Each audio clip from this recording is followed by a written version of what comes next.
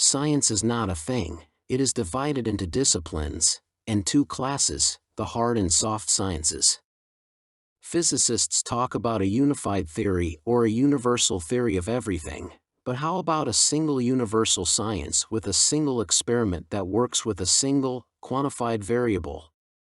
But such a science cannot be established in an environment that lacks the ability to utilize such a science, namely a science that reflects something other than the liberal worldview. Apologetic is hypothesized to be just such a science. But even if apologetic could be shown to be an all-encompassing framework in which research could be done, it requires a theological framework alien to any but a perfected Christian community. Apologetic is grounded in the proposition that all truth is one. In a created universe, it is possible and indeed vital that all truth be researched from the same theological perspective. Ultimately, apologetic means all researchers participate in the same experiment, utilizing the same verification model. God is a God of order, and if there is an outlier in apologetic, it is alienated from God. But secularists are alienated from God and from this way of thinking. Apologetic is not just a single science, it does not just postulate a single unified scientific framework for research to progress in. Apologetic provides a single unified experimental foundation within which individual research occurs. Apologetic research is conducted in reference to a single, overarching theory, the idea that all truth is part of one contiguous truth.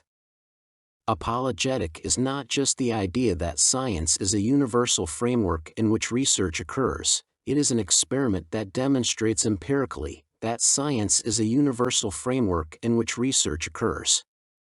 Secular scientists do not flinch at the idea that secular science needs to be separate from a person's religious position.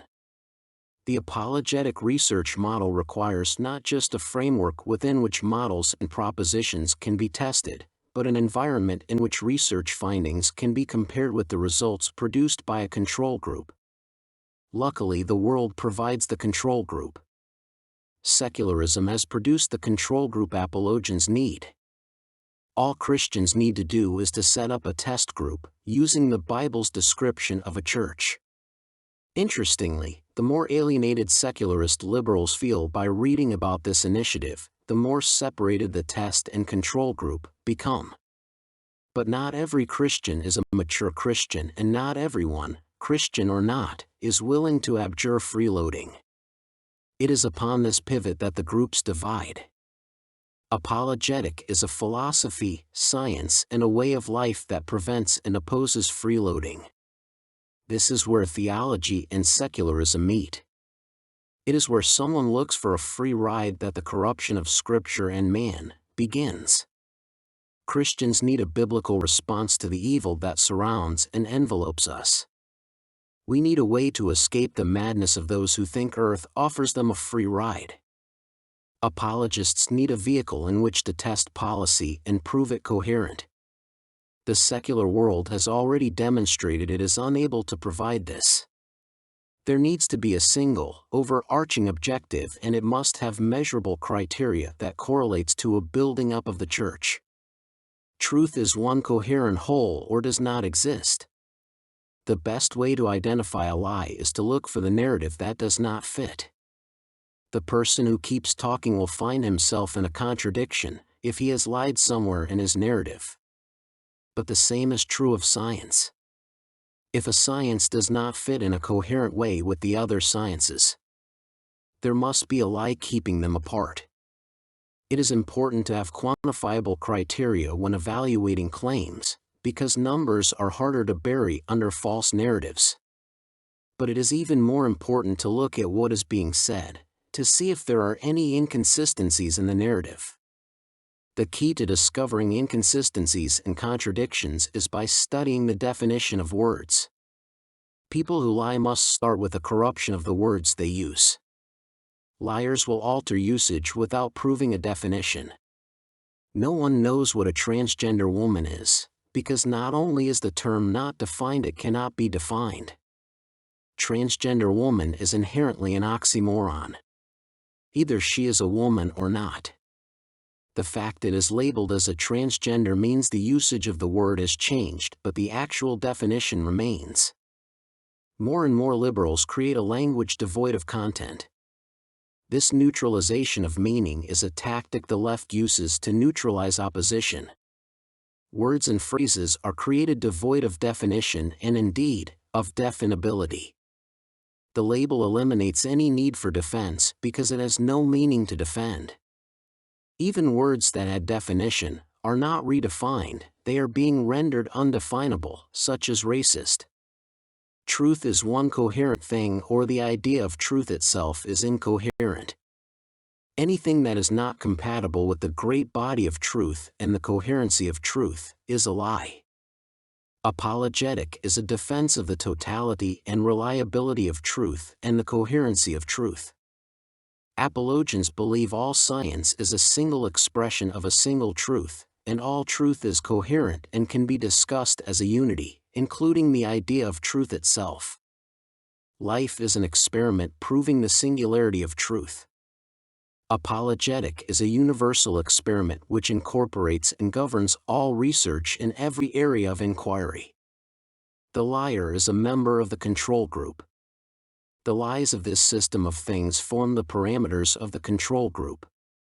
The test group is those who adhere to a universalist conception of truth. Those who call for diversity call for the tolerance of lies. The people whose focus is on freedom as a first-order principle do not think truth matters or can be verified. But it is the people who advocate for democracy who are truly evil. Democracy is a tool that justifies lies by their level of popularity. The good cannot negotiate with evil, and we cannot settle moral issues by an appeal to popularity. This is why science is so important. We must settle these issues experimentally.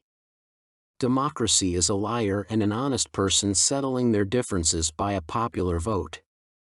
When two stories conflict, Democrats appeal to popular opinion to decide which story ought to be heard. Yet, it gets worse, for democracy as a political activity is society voting on how the crops you grew ought to be shared. Democracy and markets do not correlate well. We are paid for what we do or we have it taken and shared by a superior force. What we notice is that democracy never benefits the market. Democracy supplants and replaces the mechanisms of the market. The market is not friendly to freeloaders and those who patronize them, for example, the state. The difference between markets and the state might not seem important, but we are put on two diametrically opposed trajectories depending on the system supported. To value diversity and to seek coherence could not be more different. But only one system supports one priority and neither system supports both objectives. Philosophers will often talk about two types of truth. But the two methodologies used are not differentiated by methodology alone. These two strategies generate two distinct realities. If we are analytical and deductive, we subscribe to what is said to be an a priori vision of the truth. Truth is discovered by the application of a moral principle. But adherence to this view of truth means we have assumed there is a principle or axiom that leads to or subsumes all knowledge. This belief in the coherency of all truth and the analytical nature of truth tends to open the door to the possible existence of God. Indeed, if there is a single proposition that is central to the discovery of all truth, it would of necessity be God or be tantamount to what we conceive God to be. A priori truth is diametrically opposed to what is often depicted as a posteriori truth, which is the truth normally sought after by secular empiricists. But it is obvious apologetic could not start from an a posteriori foundation. A posteriori truth is also considered synthetic because it is formed from observation. But these observations presuppose only certain kinds of observations are verifiable. If analytical truth is deduced from first principles, synthetic truth is arrived at by an inductive process. Many separate observations are distilled into a law or rule. These are two totally different paths that reflect two totally different ways of thinking. One thing is obvious: induction creates a never-ending process. No finite number of observations eliminate the possibility that another observation might change or challenge the old assumptions. The old assumptions must be constantly tested and confirmed as new observations are made. In the inductive realm, there is no room for absolute faith or analytical certainty. Every inductive proposition is couched in probabilistic terms using relativistic expressions. This is why the hard sciences rely less on induction and more on the analytical tools of mathematics. Yet, no amount of testing will serve to guarantee the propositions of chemistry. Observations based on assumptions are always open to change. Economics is an inductive science. Economists know that a person will buy a car if his income increases or the price of cars decrease to a certain level, but economics cannot predict when the moment of decision will be.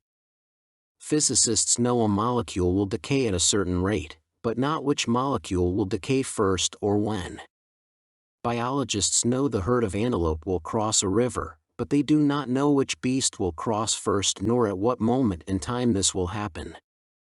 The predictions of science are based on mass events and are based on the behavior of large numbers of cases spread out over a large span of time. Life itself is an experiment. There are two choices or life models, and these correspond to the test and control groups. The quantified variable that is being tested is value. This is defined by equity added to assets. The Earth is the ultimate asset, and it has a theoretically measurable value. It is theoretically possible to measure the value an individual act adds to the value of the Earth. However, the scale is too broad to be useful at the global level. But a town or a business or church is also composed of assets changes to which can be measured. As of today, everyone is in the control group, but God designed a test group and describes it in the Bible. God is waiting for people to join the test group to run the experiment if they so desire. The test group is the church in its mature form. All that Christians do is part of the experiment in that what we do either adds to the value of the Earth or subtracts value from it. We can measure this value added to assets as equity. All our businesses and religions are either part of the control group or are made part of the test group. The control group is the Babylonian system, and this permits freeloading. This point where provable market value meets the state is not simple yet. In many ways, nothing could be simpler. The control group is composed of people who permit costs to be transferred onto society and future generations. The why and the how does not matter, it is the act that is important. The test group institutes a strict cash-based accounting using a cash-only currency based on equity. But this destroys any possibility of the state continuing to exist. The control group's monetary system is asset-based. If they can get us using their money, they are able to externalize their costs, that is the cost of the state, onto society and future generations.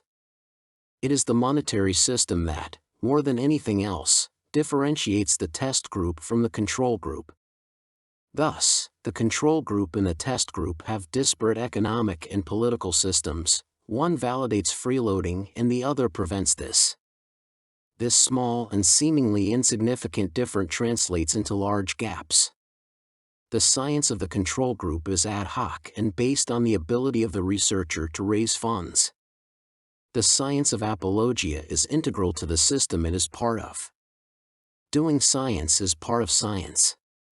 One cannot separate science from the environment in which it operates.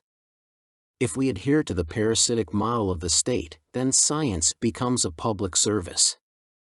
If science is a public service largely financed by the state, then science will reflect the priorities and values of those in public service. This has been recognized for some time. When a scientist must appeal to grant-issuing bodies, it has to package funding requests in ways that reflect the concerns and priorities of the grant-issuing authority. This is not good for science. In the end, it is less about doing science than doing funding. Science is not a device for substantiating a worldview. Science validates a course of action or line of inquiry by determining its market value. We either operate by the market or by means of public service. Science either creates value by means of the market or is a public service producing public goods. We cannot divide science from the system it is in. Apologetic is market-based in that our market operations create value for the community and in so doing, creates data points that validate the things we are doing. The experiment is the market and the market our science. The point of comparison is the monetary system we use, based on the equity we create. Markets, as everyone knows, create more value than public bodies. And so the results of the experiment are a foregone conclusion.